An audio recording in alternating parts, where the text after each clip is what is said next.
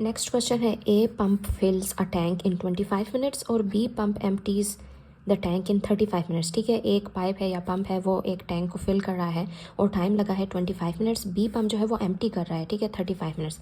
दोनों ऑपोजिट हैं आपस में, तो टोटल टाइम पूछा हुआ है। This question has appeared for the second time. इस तरह का क्वेश्चन एक पहले भी आया हुआ था, so this means it is very important. ठीक है, इसके लिए फॉर्मूला हम क्या यूज़ करते हैं, A divided by 1 divided by A B, 1 divided by A minus 1 divided by B. अगर इन दोनों की डायरेक्शन सेम होती तो यहाँ पे हम प्लस यूज़ कर रहे होते, अगर दोनों फिल कर रहे होते। ठीक है, ए पंप फिल्स, बी पंप फिल्स, हम यहाँ पे प्लस साइन यूज़ कर रहे होते, लेकिन क्योंकि ये दोनों ऑपोजिट हैं you are gonna use minus. अब यहाँ पे हम वैल्यूज़ यूज़ करेंगे। यहाँ पे आ जाता है हमारे पास 25, 1 डिवाइडेड बाई 35। एलसीएम लेके आपके पास आंसर आ जाता है 2 डिवाइडेड बाई 175। ठीक है, जब आप इसको पूरा सॉल्व करोगे, अगर आपको नहीं समझ आ रही है आप इसको स्टेप बाय स्टेप सॉल्व कर सकते हो। इसको आप डिवाइड जब करोगे ना तो आपके पास आ जाता है 1 डिवाइडेड बाई 87.5।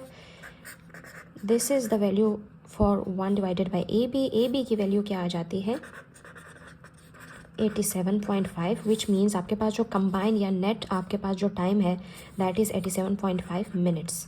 ठीक है, this is your answer. This is yet another question from quantitative reasoning. और इस तरह के क्वेश्चंस भी काफ़ी दफ़ा रिपीट हुए हैं। आई प्लस आई माइनस 4i, या इसको आयोटा भी आप कह सकते हो। इसको हम सॉल्व किस तरह से करेंगे, पहले हम आई को कॉमन ले लेते हैं। ठीक है, सो आई को कॉमन लेके यहाँ पे इसके साथ 1 है, इसके साथ भी 1 है, इसके साथ 4 है।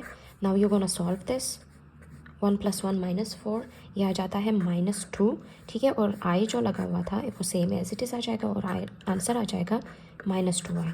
ठीक है, this was quite simple to solve. और next question is again related to clock angle, और यहाँ पे टाइम गिवन है 3:30। आपको पता होगा कि इसका फॉर्मूला क्या है, 30h - 5.5 m एब्सोल्यूट। ठीक है, दिस इज़ आवर, और ये क्या है, मिनट्स। यहाँ पे h की वैल्यू क्या है 3 और m की वैल्यू 30 है, तो आप इसको पुट आउट करो। ये 3, 5.5 m क्या आ जाएगा 30, और ये आंसर आ जाता है हमारे पास 75।